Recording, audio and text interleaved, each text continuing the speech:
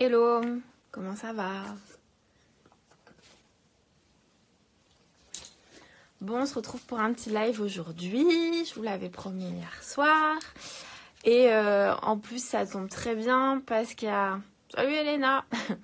Parce que j'ai super mal dormi. Et comme on peut voir, je suis bien bouffie. Donc, je vais faire juste un petit make-up bonne mine, entre guillemets, quelque chose d'hyper simple. Et d'abord, je vais commencer à vous montrer ça. C'est ce que j'ai acheté chez Bully. C'est 2 pinceaux de massage de drainage lymphatique. Et en gros, ça s'utilise comme ça. C'est fait pour justement drainer la lymphe et qui a un effet un peu liftant.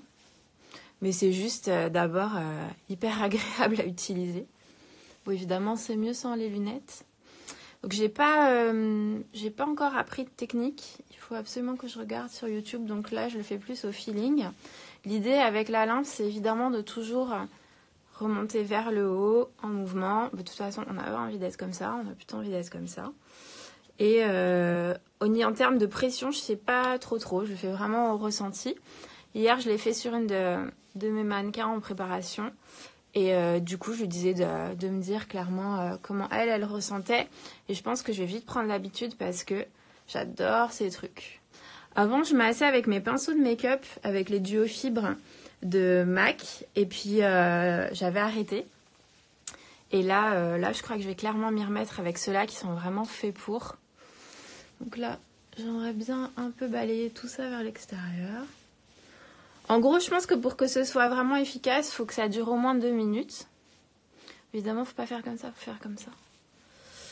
Et voilà, là, je vais pas passer 10 minutes à me masser devant la caméra avec vous. Ah, il y a Fabien qui me demande ce que je pense déjà de rollers. J'ai jamais essayé. Je pense que c'est à peu près le même esprit. Moi, j'aime bien le côté plein de petites fibres là-dessus où tu sens vraiment que c'est très doux, très englobant. Je pense que le Jade Roller, c'était un effet un petit peu plus monobloc. Mais ça doit être sympa aussi. Je vais enlever mes lunettes juste pour faire ça. Alors, j'ai fait un petit shooting en extérieur hier et j'ai pas manqué de bronzer avec la bonne trace des lunettes, bien sûr. Même si j'avais mis de la protection solaire et un chapeau. Mais voilà, ça tapait quand même. On était dans les champs à 30 degrés, donc bon. Un bon mascara waterproof. Je me pose la même question. Je suis à la recherche du Perfect Waterproof. J'ai testé le Better Than Sex en waterproof. Bon, il est pas mal, mais c'est pas aussi riche que le classique. Et je pense que je vais aller vers Lancôme. Ça fait longtemps que j'ai pas réutilisé de mascara Lancôme, mais à l'époque, j'adorais vraiment Hypnose. Et je vais essayer de m'acheter Hypnose en waterproof. Je vous dirai comment c'est. Bon, je vais faire un petit peu de teint. J'ai découvert son teint là d'Armani qui est vachement bien, qui s'appelle oulala, il a un nom très long. My Armani To Go Essence In Foundation Tone Up Cushion essence de teint éclat.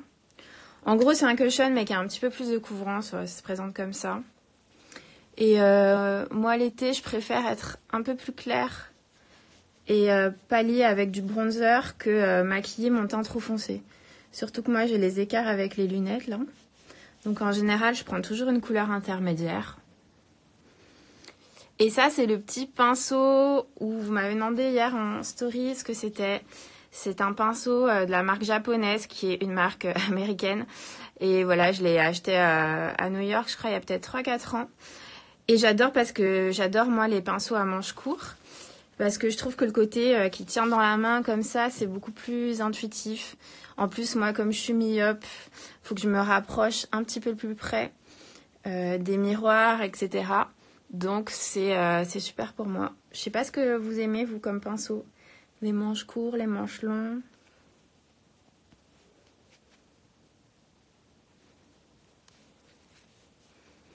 En parlant de myopie, j'avais un peu les yeux fermés avec ce fond de teint parce que j'ai vraiment eu le coup de cœur et je trouve qu'il me fit vraiment bien. Il a de la couvrance, mais pas trop, parce que ça me va assez mal d'être avec des fonds de teint trop épais. Et je pense que globalement, c'est très beau devant la caméra, mais ça va assez mal à beaucoup de personnes. Donc, il vaut mieux avoir un fond de teint un peu plus transparent. Et quitte à rajouter sur certaines zones du concealer beaucoup plus épais comme le Secret Camouflage Laura Mercier. Mais vraiment sur les zones qui ont besoin. Plutôt que d'avoir un fond de teint épais partout. Hein, parce qu'après ça vit très mal, surtout en été. Je sais pas ce que vous en pensez. Je pense que si vous avez déjà vu quelques-unes de mes vidéos, vous savez que je suis plutôt adepte du soft coverage. La couvrance tout en douceur. Alors là, je vais un petit peu plus couvrir les cernes juste en tapotant avec mon doigt. Dis donc, j'ai vraiment l'air fatiguée aujourd'hui. C'est n'importe quoi. Alors, je lis vos petites questions en même temps. Comment savoir si notre peau a des sous-tons jaunes ou roses? Pour bien choisir sa couleur de fond de teint. C'est visuel, en fait. Comment expliquer ça? Quand Moi, par exemple, j'ai des sous-tons plutôt jaunes. Et je vais bronzer un peu plus pain d'épices, entre guillemets, quand je bronze, hein, c'est un bien grand mot, que... comment expliquer qu'un brun qui va tirer vers le rouge. Et voilà, après, ça n'empêche pas d'avoir des petites rougeurs. Mais globalement, voilà, je suis plutôt jaune. Ça se voit tu vois là, la caméra, ça se voit bien. Et si vraiment j'avais une tonalité de peau plutôt rose, je serais un peu plus comme ça, mais vraiment partout. C'est purement visuel. Et puis évidemment, n'hésitez pas à vous faire conseiller dans des corners. Enfin voilà, des fois, les conseils sont pas tous très bons, mais quand même, c'est bien d'échanger avec les gens et de demander un avis là-dessus. Bon, je vais peut-être arrêter ce tartinage. Je sais pas si vous l'aimez, mais en tout cas, vous voyez qu'il se porte super bien en layering et que quand même, il m'a bien aidé pour unifier mon teint, tout en étant assez léger. Je fais juste un petit check, comme j'ai pas mes lunettes.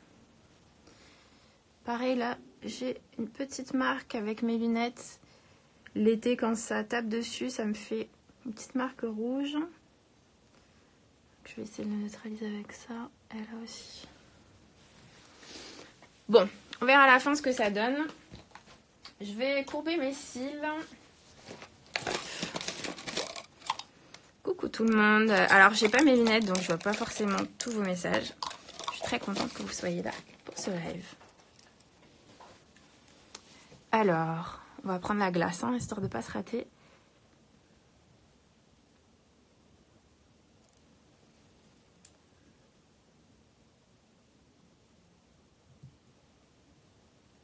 Ok.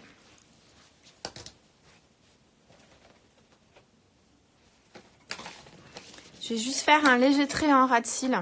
Tout léger, histoire de combler les intercils. On dira l'espace que j'ai entre chaque cil. Ça, en général, ça fait un bon coup de boost. Alors, j'ai ce vieux crayon d'or que j'adore et que j'ai pas retrouvé. C'est un brun en waterproof. Et j'adore l'utiliser pour des looks assez naturels. Prendre une glace, hein, les gars. Donc, il est un petit peu sec, mais pourquoi pas.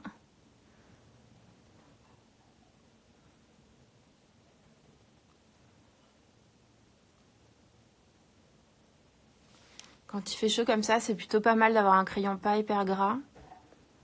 Ou alors, s'il est gras ou gel, il faut qu'il sèche. Hein. Ensuite, qu'il se transforme en waterproof, sinon. Gare au transfert. Bon, l'idée, voilà, c'est de créer une petite ligne ras de cils bien floutée. On n'est pas du tout sur un esprit liner, on est plus sur un esprit de profondeur dans le cil. Voilà, du coup, là, ça ouvre tout de suite. Et c'est un petit peu plus intense qu'ici. Un petit peu moins endormi.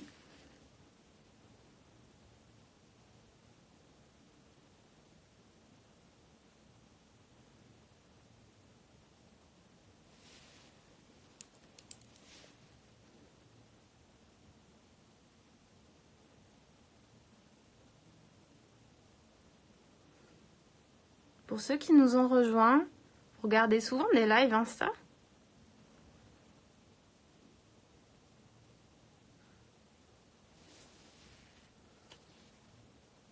J'adore ce crayon. Je sais pas s'ils vont le refaire, Dior, mais je l'aime tellement.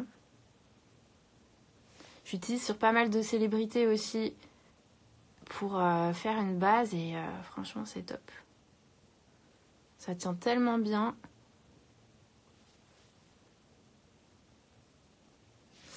Voilà, l'idée c'est un petit peu ça, juste une petite profondeur.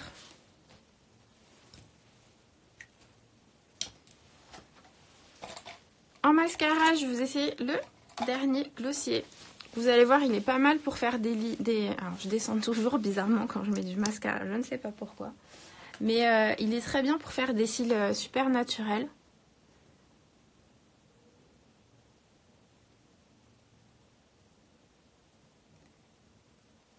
Très différente du Marc Jacobs que j'aime beaucoup.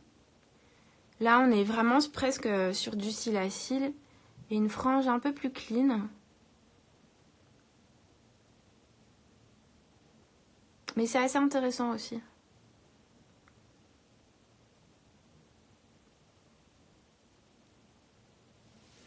Est-ce que tout va bien? Tu regardes ce dont le sujet t'intéresse. Mais du coup, comment tu sais à l'avance? C'est parce que les gens l'ont annoncé sur leur story ou tu te connectes et puis si ça t'intéresse pas, du coup, tu zappes. Un peu comme à la télé. Du coup, moi, je pense que de toute façon, Insta Story, c'est clairement la nouvelle télé.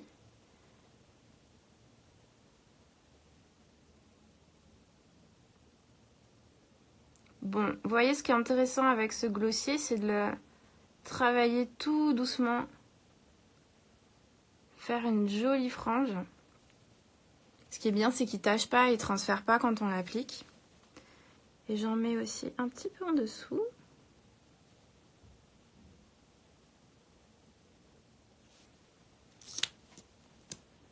Ah, les deux du coup. Ouais, ok.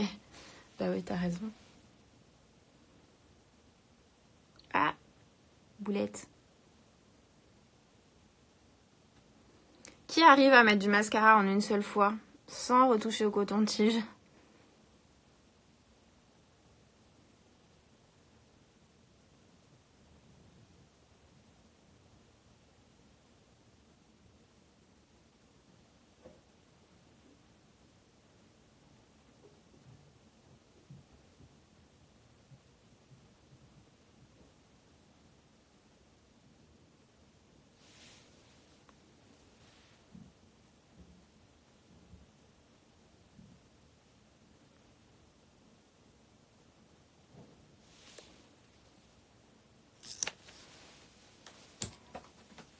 Je vais retoucher un petit peu ici, mais vous voyez la frange que fait ce mascara de chez Glossier est super jolie, super clean. Voilà, si vous avez envie de vous sentir un peu plus glamour, vous pouvez passer sur d'autres types de mascara. Mais celui-ci, je trouve qu'en mascara de tous les jours, il est assez efficace.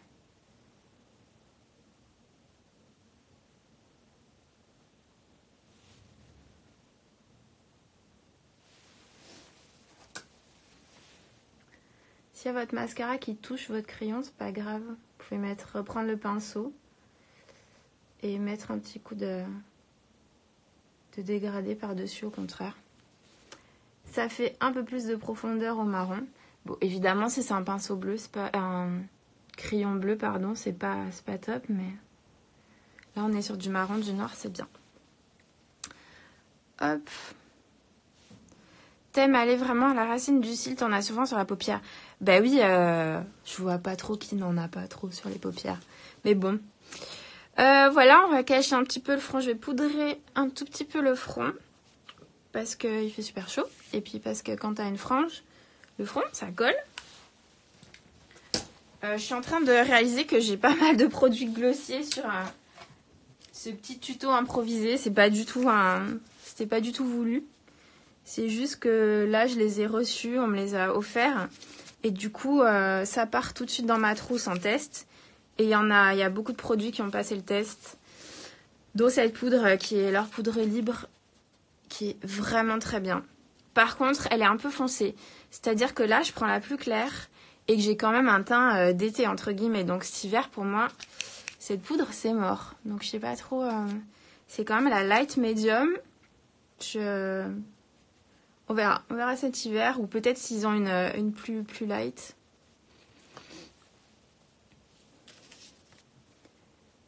Hop.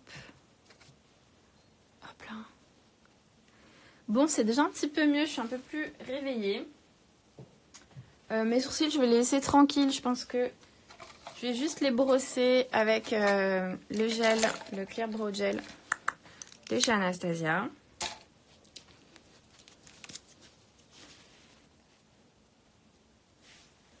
Hop.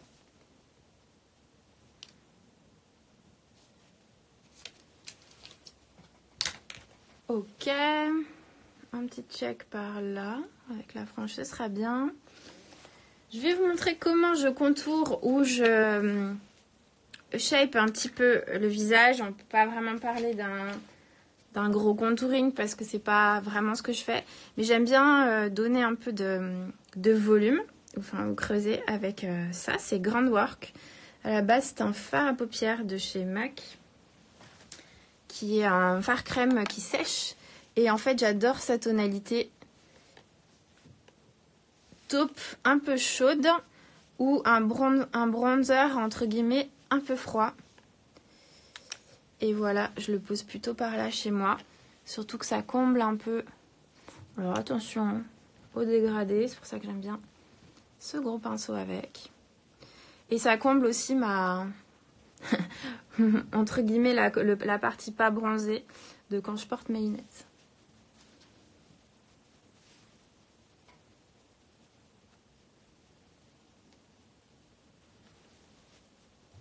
Moi, ça sert à rien si je creuse comme ça, en fait. Ça fait... ça me fait ressortir encore plus les pommettes. Donc, j'ai remarqué que c'est vraiment en mettant sur la partie la plus ronde, pour le coup, que ça marchait sur moi. Bon, il n'y a pas... Je sais pas, peut-être que j'ai pas les mêmes yeux avec moi qu'avec mes modèles. En tout cas, moi, j'aime bien quand c'est comme ça chez moi. Et ensuite, en blush, vous savez que j'adore utiliser un blush pro de chez MAC qui s'appelle le Terracotta. Et le truc, c'est qu'il n'existe plus en fard crème, il existe en liquide pour l'airbrush. Mais du coup, j'ai trouvé quasi son équivalent chez Glossier. C'est le Cloud Paint en Storm. Et je vais vous montrer tout de suite ce que ça donne. Donc c'est liquide. La couleur, c'est un peu comme un framboise un peu cramé. Un framboise un peu terre cuite. Et du coup... Voilà, ça va se passer comme ça pour moi, en termes de blush.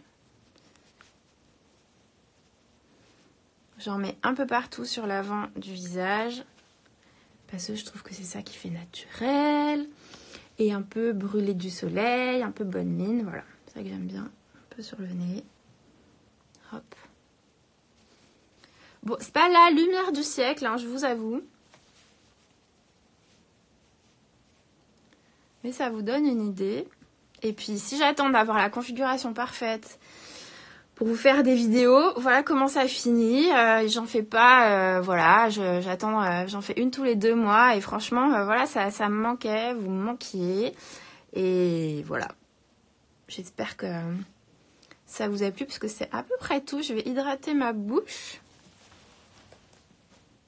Ah oui, j'ai pris ça aussi, que j'adore mélanger. Pour faire une teinte en fait, c'est les Lip Tattoo pardon, de chez Dior. Il y a le 451 et le 351. Et en fait, je les mélange sur deux de ma main. Parce que si je mets ça, c'est trop fort. Et si je mets ça, c'est trop dark. Donc en gros, je fais une couleur un peu bonne mine avec ça. Et ensuite, je mets un coup de crème de 8 heures et c'est parti. Je vais remettre mes lunettes. Ah oui, histoire de voir quelque chose.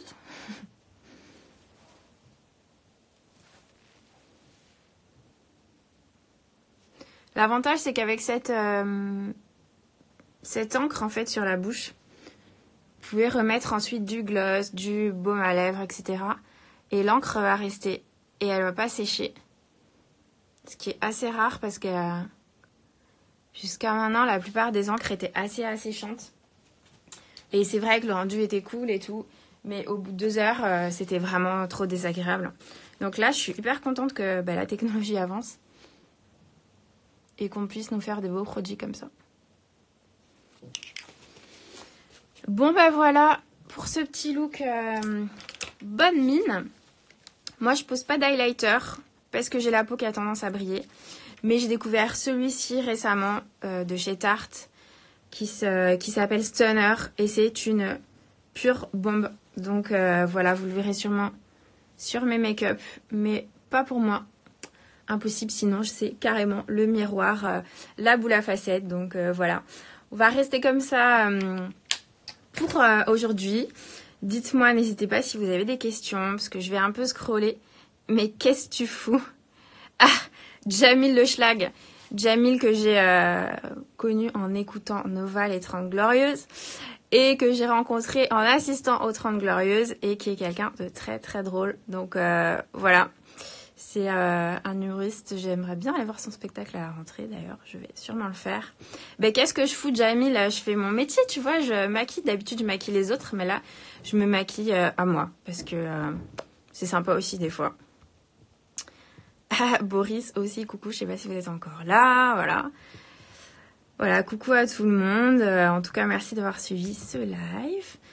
Il y en a sûrement pas mal d'entre vous qui vont le revoir en replay ce soir. Je vais le laisser en story. Et voilà, je vous embrasse très fort si vous avez des questions. Ah oui, il y avait une question aussi sur cette manucure de 2 couleurs.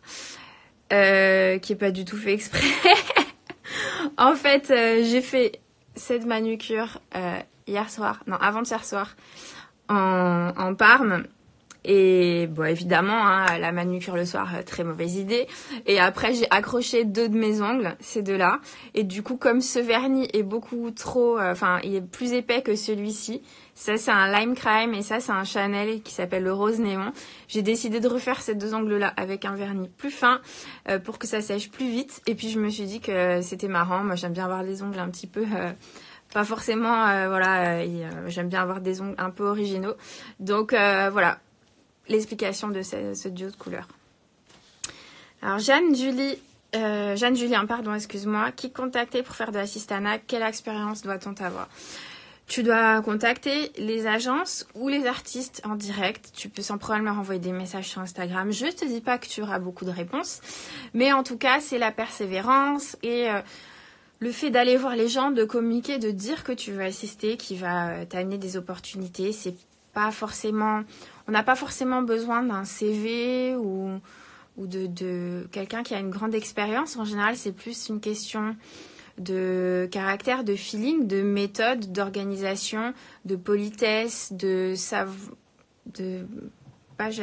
savoir-être. C'est un peu bizarre, mais plutôt de ton énergie globale et ta motivation et ta capacité à te faire discrète pour apprendre et à la fois être assez réactive. C'est plutôt ça qui va rentrer en compte. Et voilà, n'hésite pas à faire le tour des agences, à chercher sur Google, agence maquilleur. Ce serait bien aussi que tu te concentres sur les gens dont tu aimes le travail et que tu les contactes vraiment en premier. Puisque souvent, quand tu aimes le ressenti à travers une image, c'est que le travail te parle et que tu seras encore meilleur en assistanat pour cette personne. Donc voilà, faut pas hésiter. Quelle expérience doit-on avoir? Absolument aucune. Si c'est de la bonne organisation. Bon, si tu as fait une école de make-up, pourquoi pas, c'est mieux. Mais le nombre de personnes qui sont passionnées par ça, qui n'ont pas fait d'école, ça compte autant que d'avoir fait une école de make-up et de pas être trop concentré, etc. Donc voilà. Ah ben je t'en prie, c'est avec grand plaisir que je réponds à vos questions, vous le savez. De toute façon, j'ai la chat, je sais même pas depuis combien de temps ça fait qu'on est en live là. Ouais, 20 minutes, c'est ça. En général, pour dire quelque chose de simple, je prends à peu près 20 minutes quand il s'agit de tchatcher avec vous, ça me dérange pas du tout. Et voilà, j'espère qu'on se voit vite, j'espère que... J'ai l'impression qu'il y a un petit peu... Ah ben non, c'est un faux reflet. J'espère que ce make-up vous a plu et dites-moi si vous avez des questions. Je vous embrasse très fort. À très très vite.